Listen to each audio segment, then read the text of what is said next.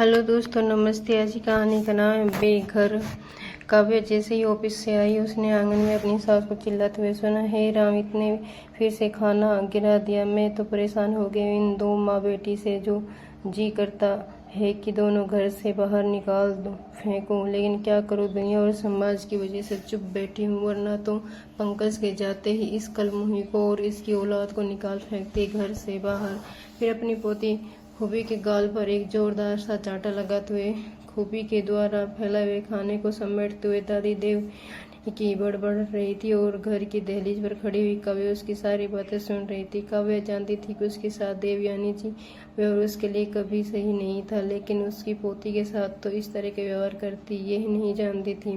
वह तो उन्हीं के भरोसे अपनी 3 साल की बेटी को छोड़कर ऑफिस जाती थी, बाकी का ताकि घर का खर्चा चल सके। लेकिन उसके जाने के बाद इस तरीके से दोनों माँ बेटी को कोसा जाता है और उसकी बेटी के साथ इस तरह से व्यवहार होता है तो उसे मालूम नहीं था। कुछ दिनों पहले ही वह जल्दी से आई तो खूबी आंगन में बैठकर मिट्टी से खेल रही थी, जबकि उसे बुखार था। लेकिन सास देवयानी जी बच्ची को दवाई देना भी जरूरी नहीं समझा था। हालांकि ये सब बहुत ही पहले से चल रहा था, लेकिन अब काव्या की नज़रों में भी आ रहा था और काव्या की चुप्पी की वजह से देवयानी की हद बढ़ती जा रही थी। काव्या और पंकज ने लव मैरिज की थी। काव्या को ताने और परेशानी करता था। उन्होंने इसी दिन शुरू कर दिया था जिस दिन काव्या पंकज के साथ शादी करके ससुराल में आई थी। लेकिन भला वो पंकज का जो शहर में नौकरी होने की वजह से काव्या को भी अपने साथ ले आया। शहर में उसकी जिंदगी हंसी खुशी गुजरने लगी। लेकिन जब देवयानी जी को कुछ दिन के लिए अपने बेटे बहू के पास रहने आती, अक्सर घर में तब अशांति हो जाती थी।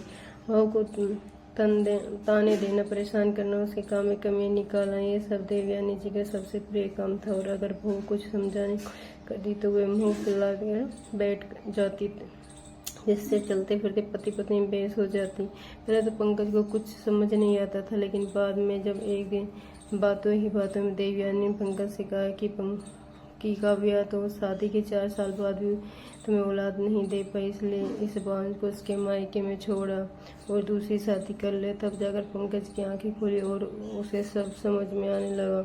वह हर छोटी छोटी बातों पर गौर करता और समझने की कोशिश करता कि हर कलह और बहस के पीछे कौन है, और उम्मीद के विपरीत हर बार देवयानी जी की ही गलती दिखाई देती। हर बार देवयानी जी कोई न कोई हंगामा करके वापस अपने घर चली जाती। हर साल देवयानी जी 2-3 महीने के लिए आया करती, लेकिन हंगामा करके चली जाती। लेकिन फिर भी कुल मिलाकर पंकज और काव्या एक दूसरे के साथ खुश थे। तभी काव्या की जिंदगी में भूचाल आ गया। कोरोना की वजह से पंकज की मौत हो गई। पंकज की मौत का समाचार पाकर काव्या अपनी सुध-बुध खो बैठी, वहीं बेहोश हो गई। अब होश आया चला कि वे 2 महीने से गर्भवती है। एक तरफ काव्या अपने पति की मृत्यु के दर्द से गुजर रही तो दूसरी तरफ पंकज के अंश को अपनी कोख में पाल रही थी। शायद अपने गर्भ में पंकज का अंश होने की वजह से ही वह खुद को संभाल भी रही थी।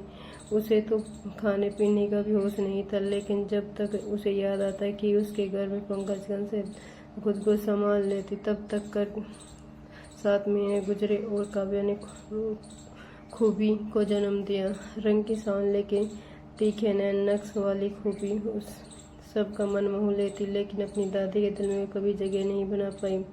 देवन जी के मन में तो पोते की चाह थी। इस बीच में घर के खर्च चलाने, लोन की किस्त देने के लिए काव्या ने नौकरी ज्वाइन कर ली। हालांकि मुश्किल तो बहुत थी, लेकिन उसे खुद को और अपनी बेटी को संभालना था, इसलिए ना चाहते हुए भी उसने सास देवयानी जी को शहर में रहने को कहा। काफ़ी कहने के बाद देवयानी जी मान गई, लेकिन दिल में अभी भी काव्या और उसकी बेटी के लिए नफरत थी। वह काव्या के पास रह तो रही थी, लेकिन उसके बदले में काव्या को परेशान करने में अक्सर कसर नहीं छोड़ती थी। फिर भी काव्या की संतोष थी कि उसकी बच्ची अपनी दादी के पास और सुरक्षित है, इसलिए सब कुछ सह रही थी। लेकिन पिछले कुछ दिनों में उसने जो देखा और सुना, समझा कि वे पूरे तरीके से समझ गई थी कि खूबी अपनी दादी के पास होते हुए भी सही हाथों में नहीं। इसलिए आज उसने देवयानी जी से बात करने का निर्णय ले लिया।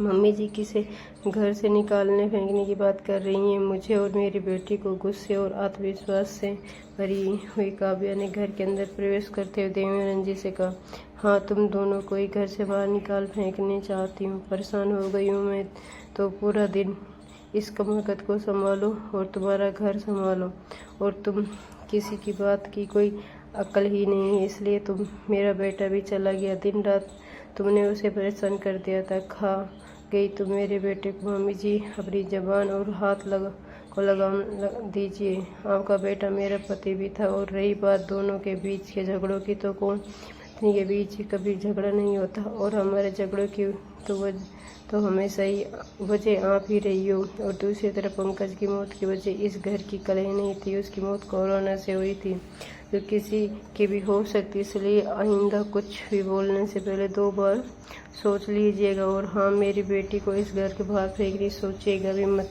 क्योंकि ये घर आपका नहीं, मेरा है। आपके बेटे ने मेरे नाम से खरीदा था और उसकी लोन की किस्त में ही भरती हूँ, इसलिए ये घर मेरा है। और मैं चाहूँ तो आपको इस घर से निकाल बाहर कर सकती हूँ। जानती हूँ कि आप यहाँ क्यों आई हैं। दुनिया की नज़रों में तो आप यहाँ हम अकेले माँ बेटी की मदद करने के लिए आई हैं, लेकिन सच्चाई तो ये है कि आप गांव का मकान देवर जी को दे चुकी हैं और उन्होंने आपको घर से बाहर निकाल दिया है। इसलिए आप यहाँ पर हैं ताकि आप बेटे के घर पर कब्जा कर सकें। और काव्या पिछले 7 सालों से सब कुछ बर्दाश्त कर रही थी।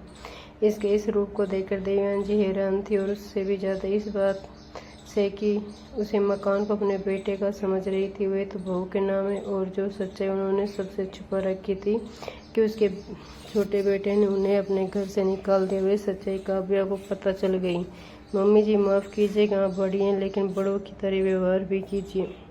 मैं जानती हूँ कि मुझे आपसे इस तरीके से बात नहीं करना चाहिए, लेकिन पिछले 7 सालों से जो आपने किया हुए उस वजह से मेरा मुंह खोलना ज़रूरी हो गया था। आपने हम पति पत्नी के बीच न जाने कितनी गलतफहमियाँ पैदा की, हर संभव प्रयास किया मुझे इस घर से निकालने का, लेकिन अभी मेरी बेटी पर आई है और उसके साथ कुछ भी गलत होने नहीं दूंगी, फिर चाहे मेरे सामने कोई भी आ जाए। बहुत प्रेम से समझा रही हूँ। आप घर की बड़ी हैं। देवर जी ने आपको गांव वाले मकान से बाहर कर दिया है। आपके पास रहने का ठिकाना केवल यही घर है, और मुझे और मेरी बेटी को घर में एक बुजुर्ग की ज़रूरत है। तो बेहतर यही होगा कि आप घर में शांति बनाए रखें। आप मेरा साथ दीजिए, सम्मान दीजिए, प्यार दीजिए, और मैं भी आपको बदले में उचित सम्मान, या फिर इस अवस्था में बेघर होना चाहती हैं तो बाकी मर्जी आपकी, दरवाज़ा खुला है, आप जो चाहें वह कीजिए। इतना कहकर काव्या अपने कमरे में चली गई। बाहर आई तो सास देवयानी जी जिंदगी में पहली बार काव्या से माफ़ी मांग रही थी। ये सुन काव्या ने कहा, मम्मी जी, आप मुझे से बड़ी और आपकी अपनी गलती एहसास हो गया, ये मेरे लिए बस इतना ही काफ़ी है। ये सुन देवयानी जी ने अपनी पोती को भी और काव्या को गले लगा लिया और बोली, बेटा, मुझसे बहुत बड़ी गलती हो गई, आज अपने किए हुए पछतावा हो रहा है। आशा करती हूँ दोस्तों आपको ये कहानी अच्छी लगी होगी। अच्छी लगी हो तो चैनल को लाइक कीजिए, शेयर कीजिए, सब्सक्राइब कीजिए।